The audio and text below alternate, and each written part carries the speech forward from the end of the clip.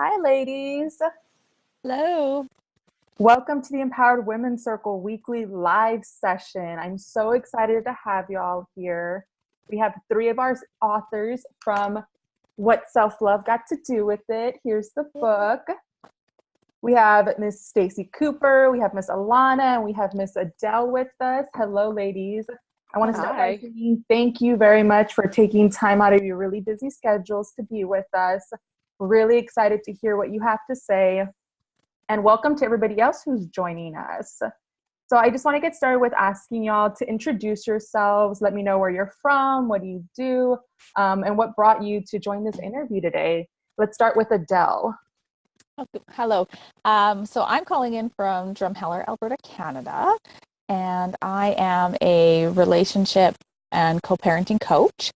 And self-love came to me actually through my divorce. And I was married for 16 years and tried really, really hard. And we ran the roller coaster and the ups and downs.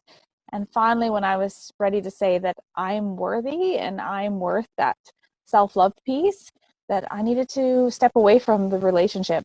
And it's been an amazing journey of learning who I am, what it is that I even like, because I was a codependent in my marriage. And so I did everything just to make sure everyone else was happy. And coming out of it, we are amazing co-parents, and we do it for the kids. And it's been wonderful, actually, for both of us. So. That's great. That's great. Stacey? I'm Dr. Stacey Cooper from Paris, Ontario, Canada. It's minus 25 Celsius here today, so we're in the depths of winter. And I'm founder of Lifestyle Balance Solutions, and I'm author of the upcoming book, Heal Your Health. Yeah. And all of us came through my self-love journey. So participating in What Self-Love Got to Do with It was so important for me because my journey, as Adele mentioned, doing so much for others all the time, right? I just found myself in that place in my life where I was doing for everyone else and wasn't looking after me. And that's where what ended up me discovering why self-love is so important and how to incorporate it into every moment of every day. And that self-love is not selfish. Yeah. I love that. Self-love is not selfish. That's great. Alana? Hi, my name's Alana, and I am a author, like on the book, a life coach, a mindset life coach, basically helping women who are dealing with depression and just life after devastation, trying to re-find who they are. My self-love journey started because I didn't know who I was. I went through a really bad health scare and I felt lost, and I was trying to find my way back into figuring out who I was and where I actually come from.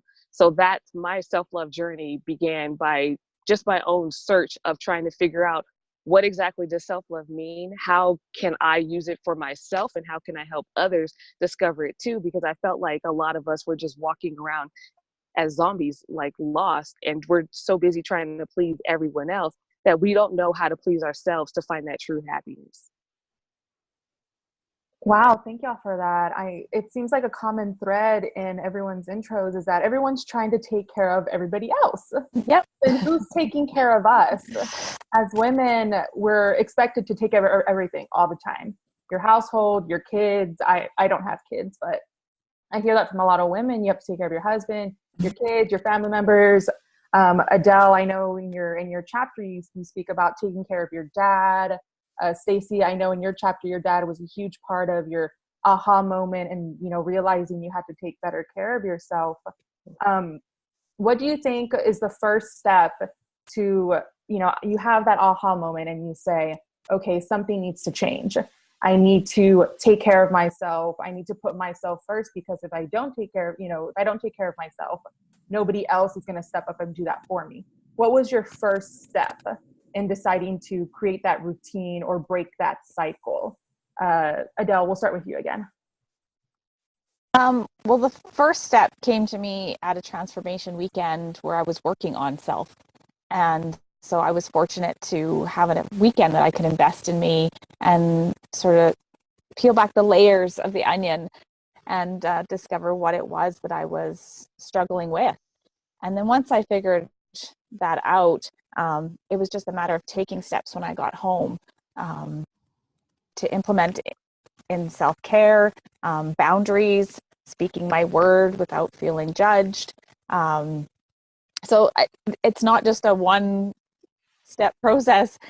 It's many layers of self-help and discovery and self-healing, really. Absolutely, absolutely. For that transformation weekend, did you find it helpful to be around other people who were kind of going through the same process you felt you were going through? Absolutely. I think being with like-minded people and with positive psychology, we call it a group of effortless belonging. And when you can belong with a community and people that are around you that can support you in a place of non-judgment, and yeah, so definitely being surrounded in that environment was key. Yeah, I think community is very important, especially to the Empowered Women's Circle as well. Community and non-judgment is very important to us. So thank you for sharing that. Stacey, could you share a little bit? The first step, as Adele said, was just recognizing that the place that I'm in right now is not the place where I need to be, and I'm not going to thrive there. When life stops you in an instant, you really have to sit up and take notice. And so my first step was just recognizing those signs and then stepping back and just taking time to focus and reflect and figure out, this isn't working. What do I need to do to change it? And so that was a huge breaking point right there, to deviate from the routine that you're in, the expectations that everyone else has of you. And those expectations are kind of hard to let go of because it's been in place my entire life. As women, we're often taught that it's selfish to take time for yourself. You're supposed to look after everyone else. You're supposed to be the primary caregiver. You're supposed to. Well, why are we supposing on ourselves all the time? Why are we shoulding on ourselves all the time, right? You should. Meanwhile, where are we? And who is looking after us? Nobody, right? And so when you start to step back and understand that that's not going to sustain you through life, it will actually shut you down in life. That was my biggest first step. Okay, sure. I remember a specific part in your chapter when you talked about routine, and I think you were a few weeks away from giving birth to your son, and you said this is how a normal day would have looked like. I would have gone to work, I would have got home, and dinner would have been prepared by my husband, and then that's absolutely not what happened. You went to work, and then you went into labor while you were at work, so it completely threw you off your routine or what you thought your day was going to look like. For me personally, I used to be a huge planner. I had my entire life, my entire day planned out. And I always found it difficult to deviate from that. And if I deviated from it, I would freak out. I said, no, this isn't how things are supposed to go. I'm supposed to have had this done by now. I'm 25. I'm supposed to have this done by my life. And life isn't like that, as you know. How do you deal with those, not setbacks, but when something comes along and completely changes your course? How do you step back and say, well, this is okay. I can work with this. I can flow with this. Life is very dynamic and ever changing. And if you're inflexible, you will break, right? So being flexible is one of the key components, rolling with it and not stressing about it, just being in the moment, being with your family, with those around you who support you, and knowing that everything's going to be okay. It's all meant to be in whatever fashion that it is, for whatever lesson to be learned or whatever experience to be gained or whatever joys to share. And it's okay. So that was a really key component, to let go of the control, because trying to control everything controls nothing. Yeah, I know that's very hard for a lot of us to do, letting go of control. Alana, can you share with us a little bit about your first steps to deciding that you needed to put yourself first? Yeah, my first steps was basically telling myself to honor myself, because I wasn't honoring myself before. I was just letting everything just go by the wayside and just doing things as a emotionless kind of person. And so, reading about sacred womanhood, you learn to put yourself first. You learn to tell other people no. You learn to look within and find, your inner strength that you didn't know that you had. So I had to learn to focus on just me and honoring the space that I'm in right now and learning how to get better from that moment. Absolutely. One part that I enjoyed from your chapter as well, which I found it just to be something very powerful, is when you shaved your hair off completely. We spoke about this when we did your first interview. Can you talk a little bit about that process and how you felt that was liberating to you in any way? It's like a rebirthing process, because, you know, when we're born, you know, most times completely hairless. You know, you're in your purest state. And so when you're going through this transformation, you want to try to go back to your most purest form. So that meant for me shaving my head. That meant for me, you know, going vegan, trying everything completely natural, just starting everything over from scratch so that I could give myself a brand new foundation to grow from. There's a book that's called Come As You Are, and she talks about the planter box theory, which, you know, when we're born, you are already given certain seeds from your parents and certain seeds from, you know, society that they plant for you, and they help you water it and grow. And then when you get to a certain age, you start to realize that the plants that they gave you no longer serve you. So you have to start to remove that kind of stuff and plant your own seeds and come up with your own garden for yourself that honors who you are, not what, you know, gives this vision of what everyone thinks that you should be. And the hard part is removing those so-called weeds that no longer serve us, but everyone else sees as a beautiful flower. And we have to learn to say that, you know, this is what's best for my garden. I'm going to be growing this plant, this fruit, this vegetable, this tree, so that way I can live my best life and I don't need what you feel is necessary in my space. And so learning to grow from that ground zero back up as an adult is where we can learn to be our best self. Oh, I love that. The gardening and the picking out the weeds so you can, you know, you can make that room for you to blossom. That's amazing. I love that. Mm-hmm. You talked about you have certain seeds that are planted by your parents.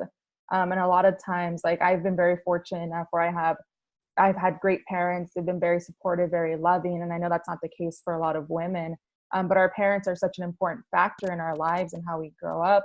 Adele, I know in your chapter, you spoke about your father and how you felt like you kind of took on that. I don't exactly remember what you called it, but that wife mother role where you felt like you had to take care of them and how you carried that into your relationship. Talk about that a little bit.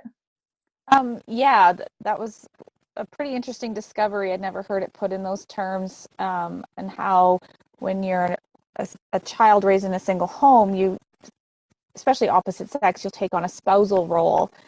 And so I took on the role of making sure that, you know, meals were cooked and that the house was clean. And I got to some points where I maybe paid bills as well.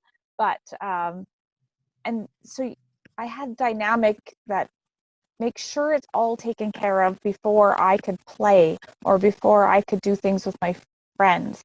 And that was just normal to me. But I learned now that no, children shouldn't have to do that. They can go play and should be encouraged to play without having to make sure that all those duties that adults would normally deal with. And he worked shift work or he liked to party and have fun. And so I just took it upon, making sure that I had my breakfast and I woke myself up, or that I had lunch, what was going to be for supper. We wrote a grocery list together so that he could get groceries. Or even when I became 14, 15, I would just use sometimes my own spending money to buy my own things rather than even bother him to go buy me personal hygiene stuff or whatever. It was just so much easier than to ask permission, even for like Chef Boyardee. I love it. And he would not buy it, right? So I learned that I'll just use my own money to buy it, and rather than asking and hearing a no and being rejected. So you've been superwoman for a long time. You've been doing that since a young age and trying to take care of everybody, and being in a role that necessarily you weren't supposed to be in because you were so young and you were supposed to be a child, and then go into your relationship that was 16 years long, and then decided, you know, I know you talk about feeling like, oh, you were happy, you're always happy in relationships because you're finally able to take care of somebody. And when you Right. broke up with your high school boyfriend and then went to college, you were single for 2 weeks and then said, oh, what am I supposed to do? I need somebody to take care of. Yeah. Are you not in that phase anymore? Do you feel like you're happy? I don't know if you're single, sorry. But No, that's okay. Yeah, after, I mean, I catch myself absolutely when it's a habit that you've done for so long. But I remind myself that it's not my responsibility. Yes, I'm in an amazing relationship now. But I did take time to date, and I took time to be alone and discover what that was like. And even though it was uncomfortable at times, part of the helping process is I have children, so I have to take care of them. But then that became a relationship where, oh no, I'm taking care of them too much, that I'm not raising independent women that can do stuff for themselves. So it's a constant reminder of what my boundaries are. It's okay to say no. It's okay to do what I want. My partner doesn't have to do things that I want. I learned about a partner's bill of rights. I wish they taught this in school, that your partner is allowed to do what they want to do, and it's okay. You don't have to like what they do. Like if they want to go golfing, I don't golf with my partner. He knows I am never going to golf. Even just a ride in the golf cart. Some days I think, oh, maybe it'd be okay, but I'm sticking to my boundary because it's what I need to say, no, I don't like golf. I don't want to do golf right now. I don't want to do golf either. I think golf is terrible. Balance and boundaries. I love it. Learning to say no. I know, I feel like I'm still learning to say no. Stacey, I know you talk about being superwoman and feeling like you had to do it all for everybody all the time. But then when your dad couldn't work anymore, normally when you were pregnant, he would take over your patients. But then once he wasn't able to work anymore, then you had to take on your patients while you were pregnant. And, you know, all of that kind of led up to you having or the first signs of a heart attack at the age of 35, 36, 33. Oh my God. Can you talk about that a little bit? That's just, it's insane. I mean, all that stress must have built up. And that's exactly what it was. It was all the stress, right? So your body needs to maintain balance, just as Adele said, and it's always striving to maintain homeostasis, that balance point. And every event or activity and everything in your daily life affects where you are on that teeter-totter of balance. And so even positive events like the birth of a baby, right? That's supposed to be joyous and wonderful. Well, that still takes you in a positive stress, but it still is a stressor. Then when you have an illness in the family or a change in job demands, that also is a stressor, but it can be more of a negative stressor, right? More demands on my time. And so here we are out of balance. And then we also purchased a new home. So that's a positive stressor, but that's a huge stressor. So all of these life events happened in less than 302 days. Aren't those like the biggest stressors? It's like moving, new job, family stuff. Those are like the really big stressors. You went through all of them. All of them. So, you know, they were all on my plate, and my body just couldn't take it anymore because I wasn't experiencing self-love. I wasn't expressing self-love, and I wasn't taking care of myself because at that moment, my mindset was, my mom needs me, my brothers need me, my husband needs me, my kids need me. I had 3 children at the time, brand new baby, we're moving, you know, like all of these things. Where on earth was there time for me to look after myself? You know, I was giving to everybody else. And so when losing that balance point, and that's when you get the tap on the shoulder, right? Life is telling you, or you get that 2x4 over the head that says, hey, look it, you need to change something or things aren't going to be very good. And that's where I ended up. Yep. Or in your case, I guess you had the heart attack in the hot tub. Yeah, exactly. So how do you have so many people depending on you, and you obviously still take care of your family, your kids are a huge driving force in you moving forward. And keeping your self-love intact and, you connect the two, how do you learn to say no to things?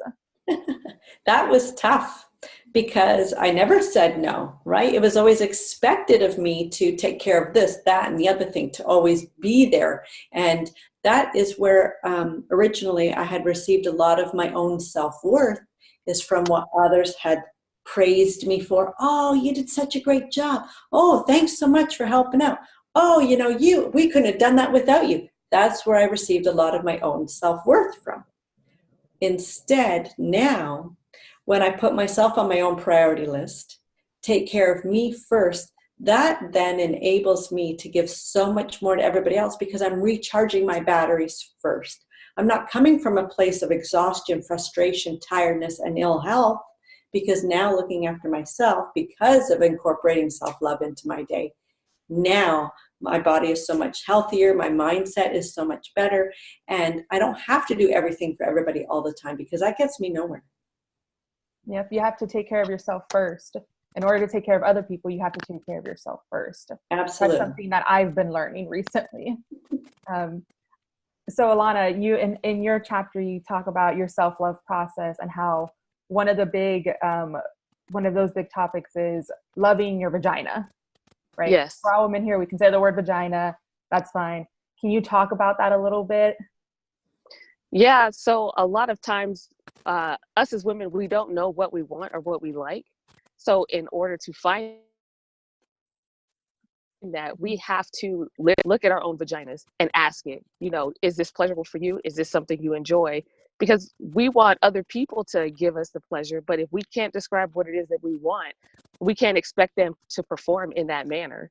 It'll just be okay. It's that whole communication piece. A lot of times we don't know how to communicate with each other, even just on a personable level, but people are embarrassed to communicate the stuff that they actually desire. So we have to learn to look at, even just taking the mirror and looking at your own vagina and exploring it and understanding it. So that way you're able to give it the voice of, that empowerment voice that you're searching for. And there's a lot of people who have never even looked at their own vagina before. They've never touched themselves before. And only because they were told at a young age, just go back to, what they planted into your planter box, that, that's not ladylike. Girls aren't supposed to do that. Girls aren't supposed to be able to express themselves in that way. That's nasty. That's disgusting. So we associate all that stuff to it so that when we do look at it, we kind of cringe. Or, you hear the words about, what society says about people watching porn. Oh, well, her vagina is perfect and mine is not, and that goes back to loving yourself and understanding that everyone's body is going to be completely different. Nobody's is the same unless they all visit the same doctor. Point blank. That's it. Like, we are all completely different. So we have to learn to love ourselves in a different manner and understand that we are who we are. We were designed this way on purpose, and that, we just need to flourish within of what it is that we have and let people see it for that. We just have to take control of our own sexual well-being, our own mental state, and our own self-love process. Yeah, definitely. We're all unique. We're all different. We're all beautiful. And we're natural. That's Exactly. that. Can you talk a little bit about how self-love helped you break generational curses that you felt were imposed on you by your family? So my generational curses were, my family didn't talk about anything. We didn't talk about our past family history. We didn't talk about sex. We didn't talk about relationships. We didn't talk about what love was supposed to look like. My family didn't even tell each other that they loved each other, So, yes, I knew that my family loved me. They were there for me, but I never heard those words. No one ever walked up and just said, oh, hey, welcome, Alana, and embraced me, gave me a hug. We weren't that kind of family. So I had, the stuff that I wanted, I wasn't getting elsewhere. So I had to break that curse. I had to be the one to say, oh, by the way, I love you, and it kind of puts people in that shock and awe, like, wait, what just happened here?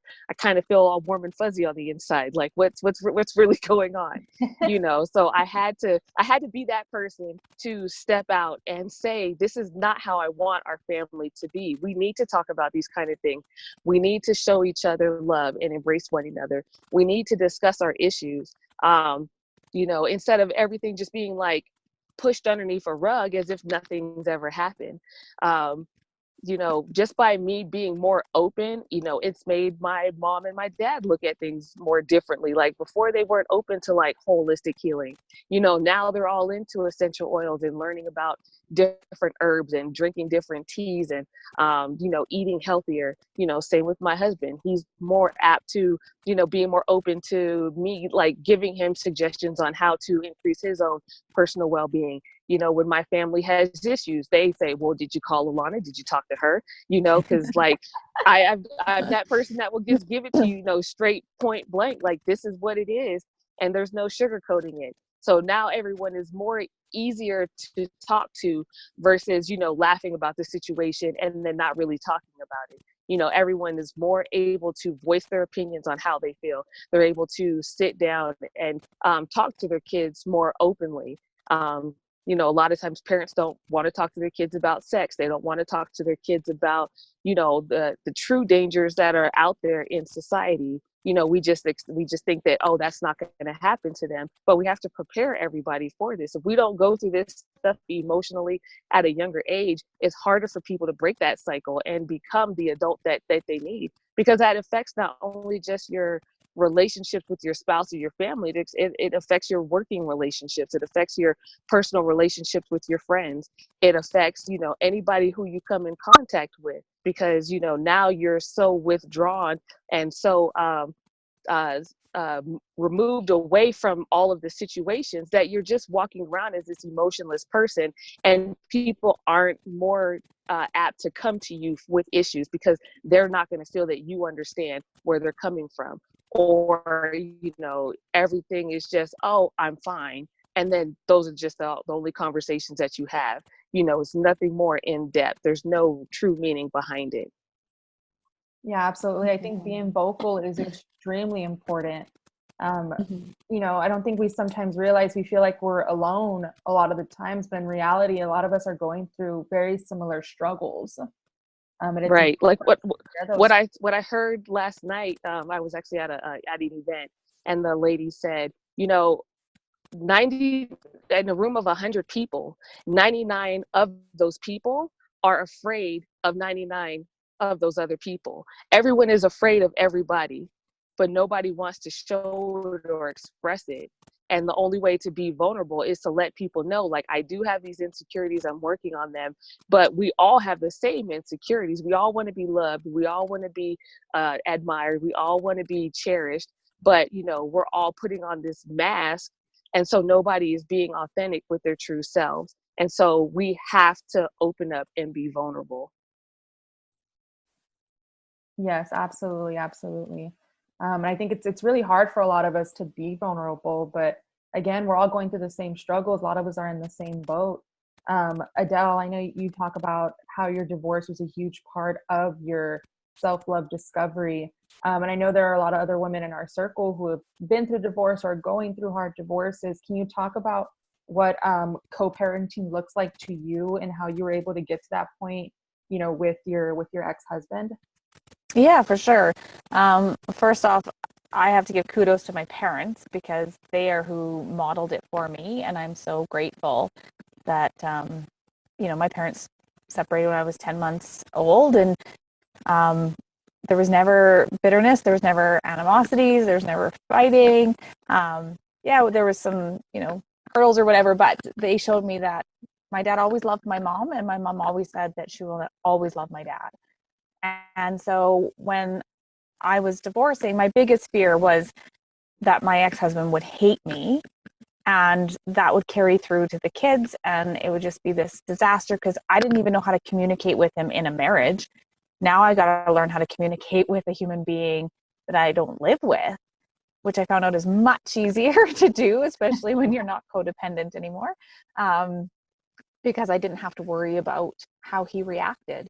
And that was one of the things is I learned I do not control how other people react to what I say or do, but I have the power to choose how I react.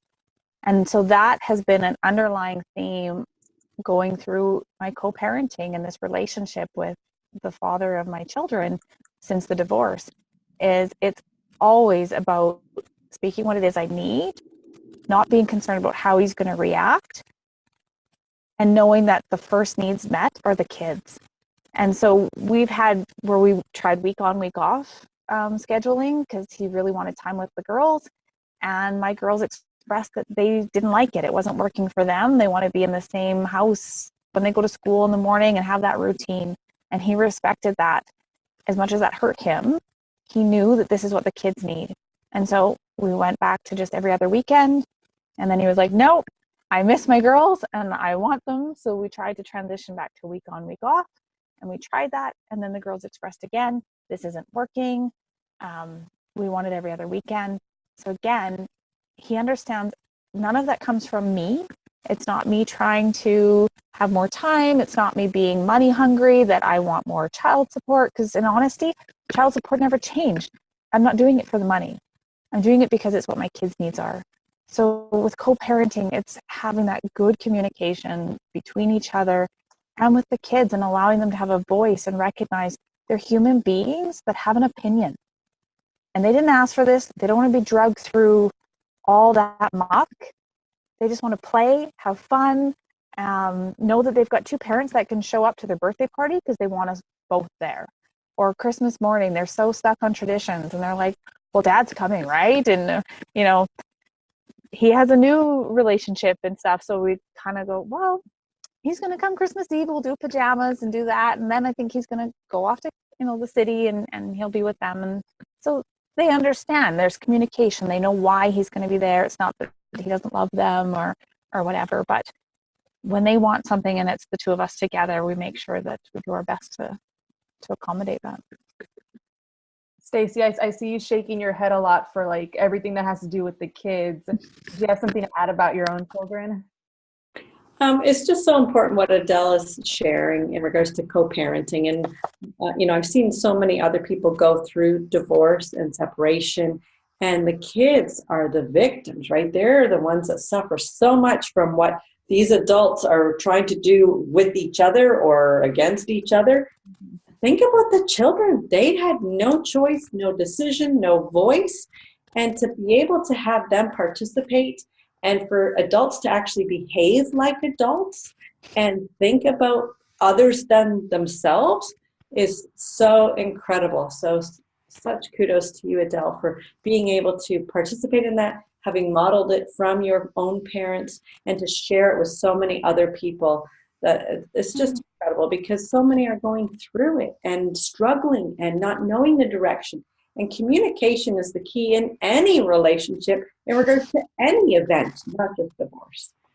Absolutely. Yeah. Vaginas too, Alana. Yes. Yes. Communicate with your vagina. I agree. Yes. Communicate with your partners, communicate with your spouse, communicate with your vaginas. I love it. Thank you for being so vulnerable with us, Adele. I'm sure, you know, your chapter was really inspiring, and I'm happy I got to hear what you had to say. That's great. Thank you so much. And that's it. I just want to change the language of divorce. You know, I'm not a gold digger and he's not an asshole is kind of my tagline. And it just seems to be what so many go in with. And it's not. It's about two people making a decision that we weren't going to flourish. And so now how do we separate but continue to be the best model for these kids? Yeah, absolutely. I think, and you're not alone, right? You know that there's so many other women who are going through this. And men. Because yeah, women and men, absolutely. It goes both ways. So,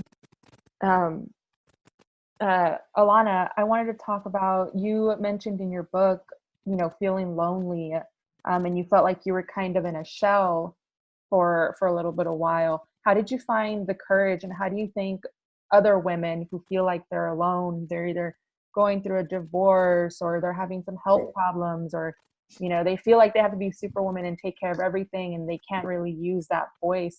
how did you find the courage to step out of that shell of loneliness? And how do you think other women can do the same? I had to actually, trust myself that I could trust other people with how I was feeling. Because like I said, I wasn't raised with expressing myself. So a lot of my emotions were just bottled up, and it made me feel like I was going crazy. So I had to figure out a different way to let it out. I had to go to counseling because I needed somebody to talk to. And a lot of people are afraid to go see a therapist. A therapist is your best friend because they are the only person who does not spill your beans to the whole entire world. It's So true, yep. you have to find an outlet somewhere. We can't hold in all of these feelings, because me harboring all this stuff that I was feeling emotional, like I said, I almost had myself committed to the psych ward because I didn't know what was wrong with me. I'm like, I am seriously about to lose my mind. Like, I sat in the car and cried. I cried everywhere. Anything and everything just made me cry. I was upset. I didn't want to eat. I didn't want to cook.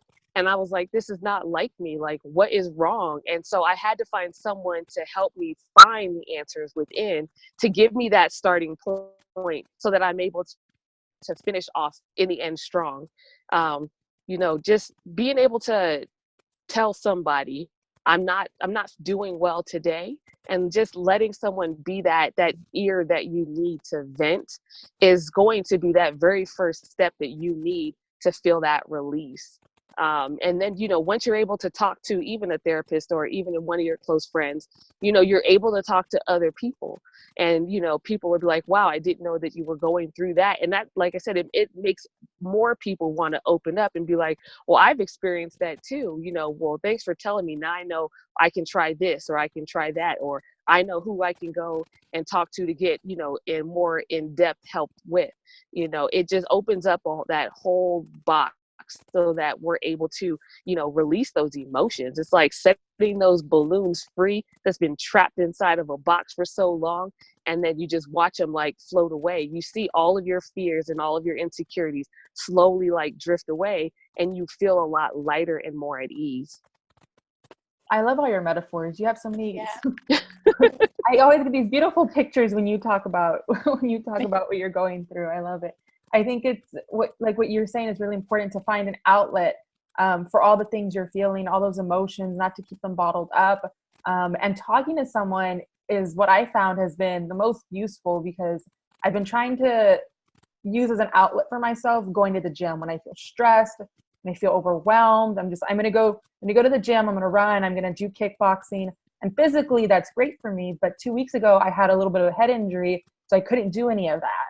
Right. And so I was going insane for a few days. My doctor's like, you can't go to the gym. You need to stay away from computers. You need to stay away from your phone. And I'm like, well, what am I going to do? I can't work. I can't go to the gym. That's all I do. What am I supposed to do? I'm going crazy. I'm stuck at home. I shouldn't be driving. And so I finally had to just, lay it out on my sisters, all the, things that were in the back of my mind that were stressing me out. Okay, I'm stressed because I can't work. Well, I can't work. That means I can't pay my bills. My sisters aren't helping with this. I need them to step up and take more of an active role in the family. And so finally I had to let that all out, because I wasn't masking that with other activities. So I finally let them know that, and they were like, well, why didn't you just say something? Exactly. Why didn't you That just is the ask for easiest help? thing. And they just looked at me like it was like I was not the dumbest person in the world, but they looked at me like, well, why didn't you just ask for help? And I just thought, I didn't know I could, or, then I thought, why didn't I just, Because we see it as a plainly? sign of weakness. Yeah, we see that as our sign of weakness. We are not strong women if we ask for help. We are superwomen. We can do everything ourselves. But the strongest thing we can do is ask somebody to help us. Yes, that's the key to resiliency, right? Is being able to ask for help. Yes, absolutely. Absolutely. Okay, so we're coming up on our 40-minute mark. I just want to open up the floor for you to share. We have the Empowered Women Circle, right? And there's so many women who are looking for direction. They're looking for focus. They really don't know where they're going in their lives, or they feel like they need redirection, and they need to get on that path to self-love. Can you share with us just one piece of advice, or a few pieces of advice that you think would be really helpful for somebody who's feeling lost, or for a woman who's feeling lonely? And I'm just going to open the floor up to y'all. Or I'll go with Stacey or Adele.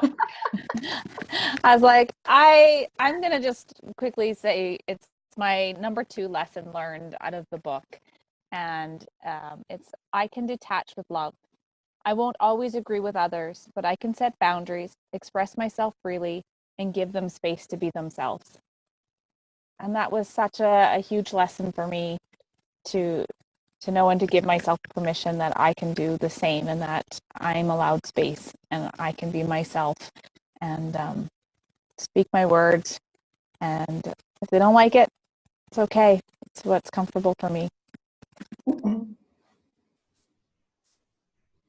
thank you. Detach with love. That's great. I like that. Stacey? And again, from the book, What Self-Love Got to Do with It, my lesson learned. Trying to be superwoman is not attainable. It is unrealistic and creates so much undue stress in our already stressed out lives.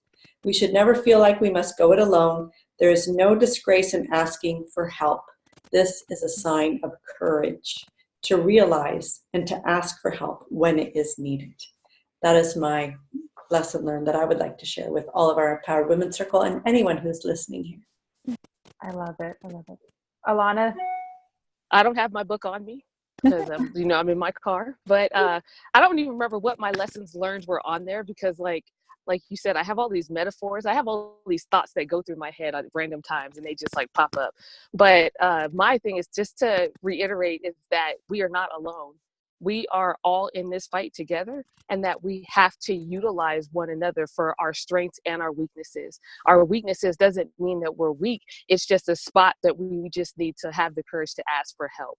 And once we do, we become a stronger person, we become a stronger community, and we're able to be as women as one solid unit so that we can show the world who we actually really are. That's it's almost exactly what you wrote in your book for your lesson learned. I'm going to read it really quickly because I think it's beautifully put. It says, you can build a brick wall and block people, or you can build a path to walk on with those you love by your side. Yeah. Very good. I love it. All right, ladies, thank you so much for joining us. Unless anybody has any other thoughts or comments they want to add, I really appreciate you taking the time. Stacey? In regards to the book, What Self-Love Got to Do with It, it is 14 women who have come together to share their story of self-love. Anyone interested in the book, reach out to any of our fellow co-authors, Adele, Alana, myself, as well as Heather, Stephanie, Rosalind, Corby, Nicole, Suzanne, Michelle, Nadine, Deborah, Shannon, and Karine are all available, and many of us will be participating in these interviews with the Empowered Women's Circle. If you would like an autographed, personally autographed, signed copy, just connect with any one of our authors who maybe their story resonates with you. We're all on social media. We're all on Facebook, so you can find us all there. Thank you. And next week we will be doing Adele's interview, February the 6th. So you can join us for that. I know we'll be sending out an email to the Empowered Women's Circle, but it's next week on Wednesday at 12, I believe. Central? Central. It's Central time, correct. So that's 1 p.m. Eastern, people. Let me make sure I got that date right. Yes, because I have it as Thursday the 7th. So Just kidding. Thursday the 7th at 1 p.m. Central time. Thank you, Adele. I have to look up my calendar. that's what I got. I'll be there. Yay. Well, I'm very excited to hear more from you. I think Catherine will be conducting that interview, but I'll be right here supporting you, and I'll be tuned in, as I'm sure the rest of us will be as well. So thank you so much for your time. I appreciate it. I know we've got some valuable lessons to send out to the ladies, and I will share the video link with y'all shortly after. So thank you so much, and have a blessed rest of your week. Wonderful. Thank Thank You too. Bye. Bye. Bye, Marcia.